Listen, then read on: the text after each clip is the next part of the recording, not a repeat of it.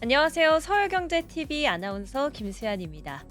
오늘 저희 경제톡에서는요, 한 주간의 코인, 암호화폐 등 가상자산 이슈들 어떤 것들이 있었나 한번 보도자료를 통해서 알아보려고 합니다. 오늘 저희 방송이 4월 첫째 날 4월 1일인데요.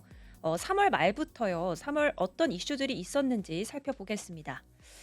벌써 4월이 됐습니다. 그래서 첫 번째 보도자료로요. 3월간 코인 관련 이슈들 먼저 짚어보려고 합니다.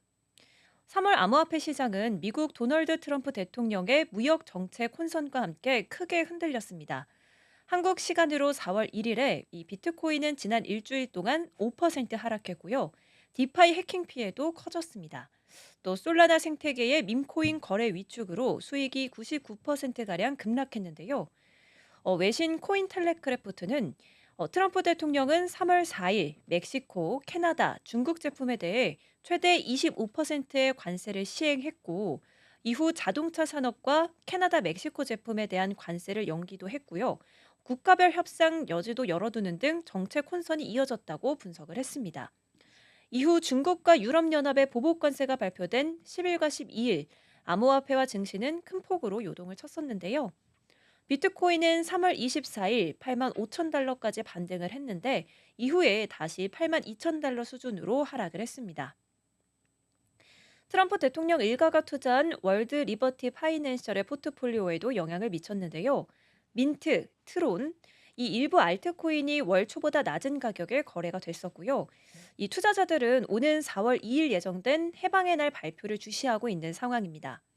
이날 트럼프 대통령은 미국 제품에 관세를 매긴 모든 국가에 대해 동일한 관세를 부과하겠다고 예고를 했었는데요. 외신 코인 텔레그래프가 분석한 3월 주요 암호화폐 이슈들을 또 하나씩 짚어보도록 하겠습니다. 3월에는 미국 유타주와 켄터키주가 암호화폐 관련 법안을 제정했었죠. 이 해당 법안은 디지털 자산 정의, 채굴업자 보호, 암호화폐 결제 지침 등을 포함을 합니다. 이 외에도 텍사스, 조지아, 일리노이 등 13개 주에서 관련 법안이 발의됐거나 위원회를 통과를 했는데요. 일리노이주는 산업 규제 및 소비자 보호 법안을 추진 중이고요. 조지아는 디지털 자산과 인공지능을 연구하는 상원위원회를 설립하려고 합니다. 텍사스주는 석유 연동 스테이블 코인을 발행을 하고 또 공공기금 암호화폐 투자 허용, 정보자원부 블록체인 시범사업 추진 등 이 세 건의 법안을 동시에 추진하고 있는 상황입니다. 또 다른 이슈죠. 밈코인 시장의 위축은 솔라나 네트워크의 직격탄이 됐습니다. 지난 1월 19일 1,500만 달러였던 수익은 3월 말에 11만 9천 달러로 줄면서 99%가량 감소했는데요. 3월 탈중앙화 거래소 거래량도 줄었습니다. 지난 2일 39억 달러였던 거래량은 말일 기준 7억 8,200만 달러의 수준을 기록을 했는데요. 메사리 애널리스트 써니 씨는 밈코인 경제의 위축은 생태계 수익 급감으로 이어질 수 있다고 분석을 했습니다. 다만 카인 워릭 신세틱스 창업자는 밈코인 열풍은 솔라나 인프라 확장에 긍정적이었다고 평가하기도 했습니다. 뒤에서 또 이 해킹 사건과 관련해선 또 자세히 이야기를 나눠보긴 할 건데요. 먼저 가볍게 짚어보겠습니다. 3월에는 4건의 주요 해킹 사건이 발생을 했습니다. 총 피해액은 2,200만 달러에 달했는데요. 2월 바이빗 해킹으로 14억 달러를 탈취했던 북한 라자루스 그룹이 이번에도 관여한 것으로 추정이 됩니다. 블록체인 보안업체 록온체인에 따르면 해커들은 대부분의 자금을 THOR 체인을 통해서 세탁을 한 것으로 봅니다. 암호화폐 분석가 잭 엑스비티는 디파이는 해킹의 무방비 상태고 정부 개입 없이는 해결이 어려울 것이라고 경고를 했는데요. 그는 일부 프로토콜이 수익 대부분을 라자루스가 만든 트래픽에 의존하면서도 아무런 책임을 지지 않고 있다고 지적했습니다. 3월에는 유럽과 북미에서 6건의 대형 암호화폐 컨퍼런스가 열리면서 업계 열기는 유지되고 있는데요. 하지만 시세는 약세였습니다. 이더리움은 한 달 새 18%가량 하락을 해서 1,823달러를 기록 중입니다. 4월에는 트럼프 대통령의 대규모 관세 시행, 또 미 하원 금융서비스위원회의 스테이블 코인 법안 심의, 망고마켓 해커 아브라함의 아이젠버그의 선고 등이 예정돼 있어서 업계 긴장은 계속 이어질 전망입니다. 네, 이제 오늘 기준 비트코인 흐름도 살펴보겠습니다. 오늘 1일 오전 8시 기준 빗썸 비트코인은 전일 대비 1.13% 하락한 1억 2281만 6천 원을 기록을 했습니다. 도널드 트럼프 미국 대통령의 상호관세 부과를 하루 앞두고 가상자산 시장이 혼조세를 보이는데요. 이런 가운데 세계 최대 비트코인 보유 기업 스트래티지는 또다시 20억 달러어치 비트코인을 매수를 했습니다. 이 시장 관망세 속에서도 스트래티지는 3주 연속 비트코인 매입을 이어가고 있는데요. 네, 이를 글로벌 가상자산 시황중개 사이트 코인마켓캡에 따르면 이날 오전 8시 기준 비트코인은 전일 대비 0.01% 오른 82,386.51달러에 거래가 됐습니다.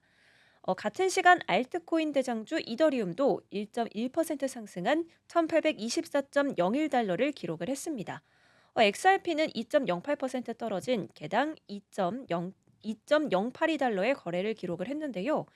국내 거래소인 빗썸에서 비트코인은 전일 대비 1.13% 하락한 1억 2281만 6천 원을 기록했습니다.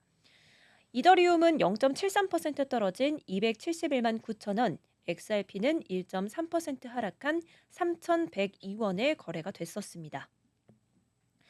트럼프 대통령이 2일 상호관세를 발표할 예정인 가운데 대외 경제 불확실성이 커지면서 가상자산 시장 전반이 뚜렷한 흐름 없이 등락을 이어가는 모습입니다. 이런 가운데 스트래티지는 지난달 24일부터 30일까지 약 2만 2천 개의 비트코인을 매수했다고 밝혔는데요. 평균 매입 단가는 개당 8만 7천 달러 수준으로 총 매입 금액은 약 19억 2천만 달러에 달합니다. 이로써 스트래티지의 비트코인 보유량은 52만 8,185개로 늘었는데요. 이 보유 자산 가치로 보면 약 356억 달러에 이릅니다. 앞서 온체인 예측 시장 마이리어드는 스트래티지가 3월 마지막 주에도 비트코인을 추가로 매입할 가능성을 92% 이상으로 전망한 바가 있습니다.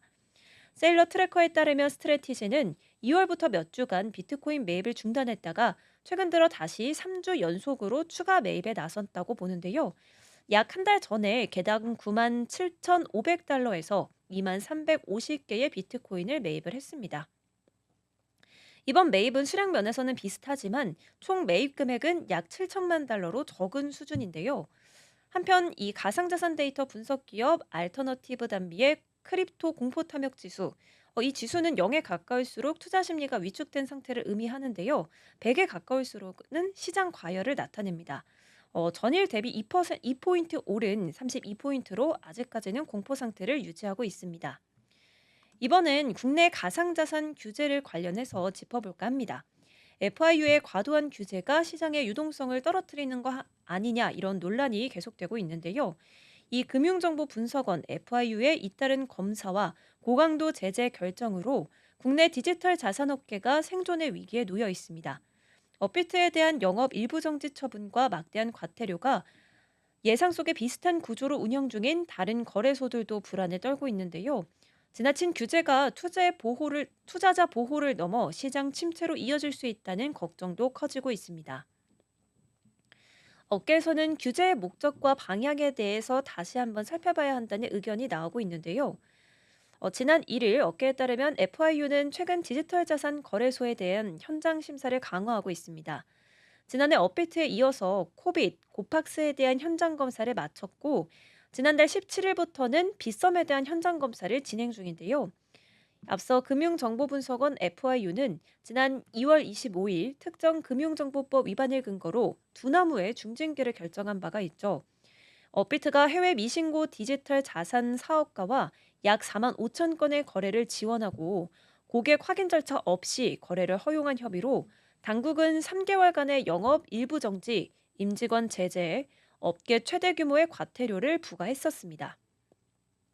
지난달 27일 법원이 두나무의 집행정지 신청을 인용해 영업정지 효력은 일시 정지가 됐지만 이러한 제재는 자산 이동이나 거래 제한으로 투자자 불편이 초래될 수가 있고요. 유사 구조의 다른 거래소들도 연쇄 제재 가능성이 제기되면서 투자자들의 불안감이 커지고 있는 상황입니다. FIU는 디지털 자산 시장의 건전성 확보와 자금 세탁 방지를 강화하기 위해 규제를 시행하고 있다고 강조하고 있는데요.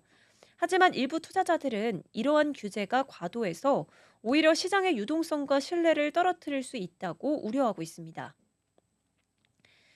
디지털 자산 투자자인 직장인 A씨는 투명한 거래 환경을 만드는 것은 중요하지만 지나친 규제로 인해 거래소 운영이 어려워지면 결국 피해는 우리 같은 일반 이용자가 본다고 토로를 했습니다.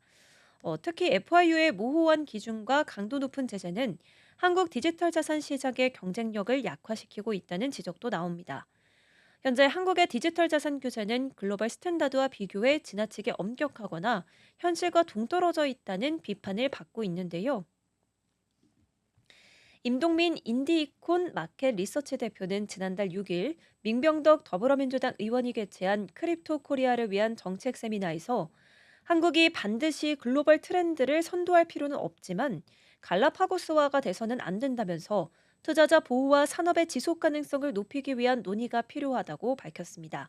또 특히 국내 거래소 중심의 거래 구조와 개인 투자자 비중의 높은 현실을 감안했을 때 명확한 규제 체제와 투자자 보호 장치 마련은 필수적이라고 강조했는데요.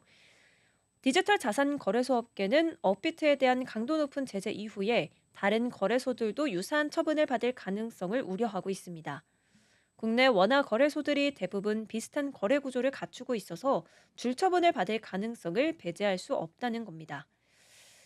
특근법에 보면요, 고객 확인 의무와 강화된 고객 확인 의무 위반 시 각각 최대 3천만 원과 1억 원 이하의 과태료가 부과가 됩니다. 의심 거래 미보고 시에는 1,800만 원의 과태료 기준에 법률 한도액은 3천만 원까지 규정이 되어 있고요. 내부 통제 의무를 위반했을 경우 최대 1억 원까지 과태료가 책정될 수 있습니다. 업비트에 대한 중징계 이후 다른 가상자산 거래소들도 FIU의 제재를 예상하고 자체적인 시스템 개선에 나서고 있습니다. 빗썸은 자금 세탁 방지를 위한 내부 통제 시스템을 구축하고 전문 인력을 갖춘 전담 조직을 확대 운영하고 있는데요. 코빗은 신분증 위변조 방지 솔루션을 도입하는 등 고객 확인 절차를 강화하고 있고 코인원도 특근법 기준에 따라 자체적으로 시스템을 점검하고 있습니다. FIU의 과도한 규제는 디지털 자산 산업 전반에 악영향을 미치고 있다는 비판이 계속 나오고 있습니다. 디지털 자산 기본법 정비가 필요하다는 목소리가 나오고 있는 이유인데요. 현재 한국의 디지털 자산 규제는 갈라파고스식 규제라는 비판을 받고 있고 네거티브 가이드라인과 투자자 보호 방안이 필요한 상황입니다. 백악관이 발표한 디지털 자산 프레임워크는 새로운 위험을 모니터링하면서도 글로벌 자금 세탁 방지 규제를 개선하고 민간 부문과 협력하는 방향을 제시하고 있는데요. 반면 한국의 FIU는 산업 전반을 포괄하지 못하는 현행법 하나로 과도한 규제를 시행해 디지털 자산업계의 불안을 가중시키고 있다는 평가를 받고 있습니다. 실제로 다른 거래소들은 FIU 제재를 피하기 위해서 내부에서 총력전을 기울이고 있다 보니까 현장 검사에 투입되는 시간도 점차 길어지고 있는데요. 빗썸은 애초 지난달 27일 현장 검사가 끝날 예정이었으나 검사가 연장된 상태입니다. 현장 검사 대응에 많은 내부 인력들이 투입되다 보니 하반기에 열리는 법인 투자 허용에도 적극적으로 나서고 있지 못하는 상황입니다. 현 거래소 관계자는 업비트 사건으로 업계 내부에서도 말이 많았다면서 하반기 허용되는 법인 투자 등 사업 운영보다 규제 대응에 더 많은 자원을 쏟아붓고 있는 상황이라고 토로했습니다. 어, 한국의 규제 상황에 관해서 알아봤고요. 이번에는 비트코인 점유율 관련된 기사입니다. 비트코인 시장이 시장 점유율을 약 4년 만에 61%가량 돌파를 했습니다. 가상자산 시장 내 투자 자금이 다시 비트코인으로 쏠리고 있다라는 의미인데요. 반면 알트코인 가격은 전반적으로 약세 흐름을 이어가면서 뚜렷한 반등 기회를 찾지 못하고 있습니다. 31일 오후 3시쯤 코인 마켓캡 기준 비트코인 시장 점유율이 61.3%로 집계가 됐는데요. 이는 지난 2021년 3월 이후의 최고 수준입니다.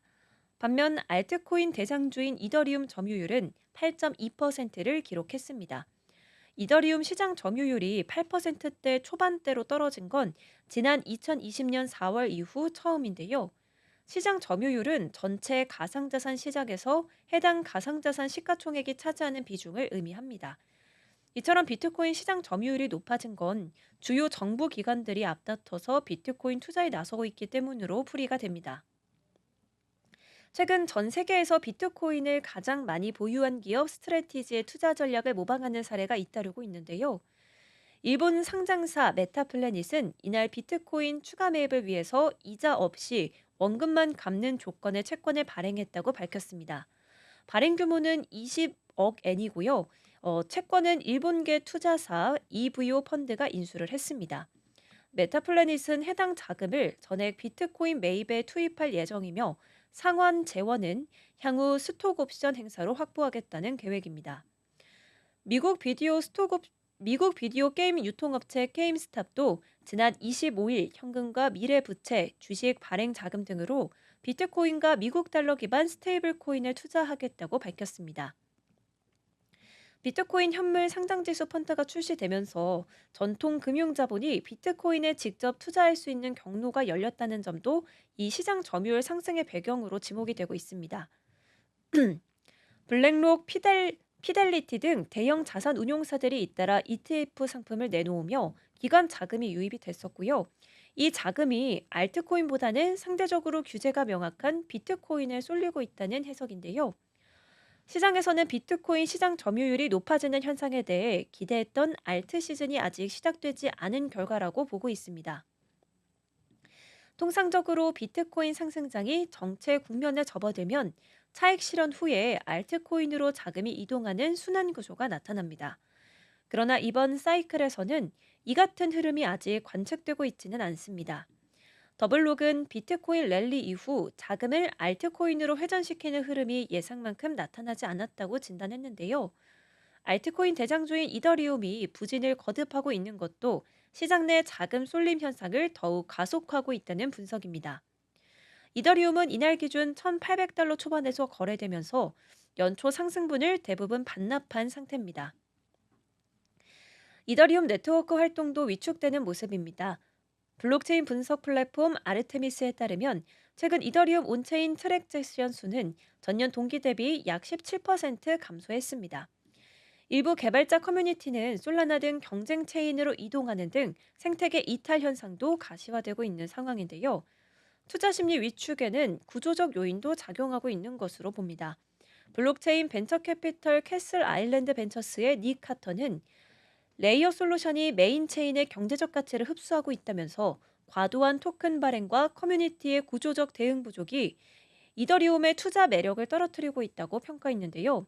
이더리움의 확장성을 높이기 위해 만들어진 레이어 체인들이 우후죽순 등장하면서 정작 이더리움의 존재 가치를 떨어뜨렸다는 의미입니다. 투자은행 스탠다드 차타드도 최근 보고서에서 이더리움은 방향성을 잃고 있다면서 연말 가격 전망치를 기존보다 60% 가까이 하향 조정한 바가 있습니다. 반면 이더리움의 장기 회복 가능성에 기대를 거는 목소리도 있습니다. 비탈릭 부트린 이더리움 공동 창립자는 최근 블로그를 통해서 단기 투자보다 실질적인 사용 사례와 커뮤니티 주도의 개발이 장기 경쟁력의 핵심이라고 전했는데요. 이에 비해 비인 크립토는 향후 예정된 팩트라 업그레이드와 레이어2 생태계 확장이 이더리움 회복의 중요 동력으로 작용할 수 있다고 내다봤습니다. 골드만삭스가 미국 경제의 12개월 내 경기 침체 가능성을 35%로 상향 조정하자 어제 암호화폐 시장이 하락했습니다. 골드만삭스는 높아지는 관세, 약화하는 경제 성장, 악화되는 경제 심리를 이유로 들었는데요. 이번 상향 조정은 얼마 전 발표한 2025년 미국 관세 전망 상승 이후 두 번째입니다. 골드만삭스의 보고서에 따르면 2025년 평균 미국 관세율이 15%포인트 상승할 것으로 예상이 되는데요. 이는 상호 관세에 대한 더 공격적인 가적을 반영한 겁니다. 트럼프 전 대통령이 4월 2일 평균 15%의 전면적인 상호 관세를 발표할 것으로 보면서 실제 평균 관세 상승은 약 9%포인트로 전망을 했습니다. 이번 관세 상승 전망은 거시 경제에 상당한 영향을 미칠 것으로 예측이 됩니다. 미국 GDP 성장률 전망치는 0.5%포인트 하향된 1%로 수정이 됐는데요. 근원 개인 소비 지출 물가 상승률 전망은 3.5%로 상향됐고 실업률 전망은 4.5%로 높아졌습니다. 이는 성장 정체와 인플레이션 압박이 동시에 존재하는 환경을 반영하면서 통화정책 사용의 제약을 증가시키는데요. 암호화폐는 전통적인 거시경제 변수와 상관성이 낮다고 여겨지긴 했지만 최근 비트코인과 같은 디지털 자산이 유동성, 위험 심리, 실질 수익률 등 거시경제 조건에 민감하게 반응하고 있는 것으로 보고 있습니다. 이 수익률 곡선의 역전과 같은 경기 침체 신호들은 비트코인의 독특한 도전을 제기하고 있습니다. 일부 분석가들은 이번 경기 침체가 비트코인의 큰 촉매가 될 수 있다고 전망하고 있는데요. 블랙록의 디지털 자산 글로벌 책임자 로비 미츠닉은 경기 침체와 함께하는 재정 지출 증가와 금리 인하가 비트코인에 긍정적인 영향을 미칠 수 있다고 분석했습니다. 한편 일부 전문가들은 현재 시장 반응이 비트코인의 진정한 위치를 제대로 반영하지 않을 수도 있다고 경고했습니다. 미츠닉은 시장이 다소 잘못된 방식으로 조율된 것처럼 보이지만 이는 암호화폐와 같은 초기 자산군에서 교육 기회로 작용할 수 있다고 평가했는데요. 아까 잠깐 짚고 넘어갔던 그 암호화폐 해커 뉴스를 다시 한번 또 짚어보려고 합니다. 최근 북한 출발 사이버 공격이 점차 정교해지면서 사회 공학적 시도, 거래소 공격, 피싱 및 복잡한 공급망 장악으로 확대가 되고 있습니다. 암호화폐 전문 회사 패러다임은 보고서 북한 위협 회부를 통해 이 같은 사실을 경고했는데요. 공격은 1년 이상의 시간을 두고 진행되기도 합니다. 유엔에 따르면 2017년부터 2023년까지 북한 해커들은 약 30억 달러를 탈취했는데요. 2024년과 올해 성공한 공격으로 와지르, 바이빅 거래소에서 17억 달러를 탈취하면서 금액이 급증했습니다. 이에 따라 사이버 공격을 주도한 라자루스 그룹, 스피나웃, 애플제우스, 데인저러스 패스워드, 트레이터 트레이더 등 5개 조직이 지목이 됐습니다. 이 북한 요원들은 IT 노동자로 위장해 전 세계 테크 기업들이 침투하기도 했는데요. 2016년 소니와 방글라데시 중앙은행 해킹, 2017년 워너크라이 2.0 랜섬웨어 공격을 주도한 라자루스 그룹은 가장 잘 알려진 북한 해킹 팀입니다. 이들은 암호화폐 업계를 타겟으로 치명적인 공격을 성공시켰는데요. 라자루스 그룹은 탈취한 금액을 작은 단위로 쪼개서 다수의 월렛으로 흩뿌리고 유동성이 높은 코인으로 교환을 하고 또 비트코인으로 변환하는 등 자금 세탁 방법을 사용을 합니다. 현재 FBI는 라자루스 그룹의 3명의 일원에 대해 사이버 범죄 혐의를 제기를 했고요. 2021년 2월 미국 법무부는 이 중 2명을 글로벌 사이버 범죄 혐의로 기소를 한 바 있습니다. 빗썸이 지난해 1,307억 원의 영업이익을 기록하면서 수익성 중심의 반등에 성공했습니다. 빗썸은 2025년 3월 31일 공시한 사업 보고서를 통해서 2024년도 영업이익이 1,307억 원으로 집계됐다고 밝혔는데요. 전년도 148억 원의 적자에서 단기간 내 실적 반등을 이룬 셈입니다. 같은 기간 연매출은 4,963억 원으로 전년 대비 265.4%가량 증가했습니다. 이 당기 순이익도 1,618억 원으로 전년보다 565.8%가 늘었는데요. 수익성 중심의 개선세가 뚜렷하게 나타나고 있습니다. 빗썸은 실적 반등의 주요 요인으로 가상자산 시장 회복과 투자 심리 개선을 꼽았습니다. 자체 프로모션과 사용자 혜택 확대 등 전략적 마케팅도 긍정적인 영향을 미쳤다는 분석인데요. 빗썸 관계자는 2024년은 시장 회복세와 당사의 전략이 맞물려서 의미 있는 전환점이 됐다며 2025년에는 KB국민은행과 파트너십을 기반으로 법인 투자 허용과 제도 변화에 맞춘 서비스 고도화에 주력할 계획이라고 전했습니다. 네, 오늘 저희 경계톡 저희가 준비한 소식은 여기까지입니다. 저희는 다음 이 시간에 더 알찬 소식들로 가지고 돌아오도록 하겠습니다. 함께해 주신 여러분 고맙습니다.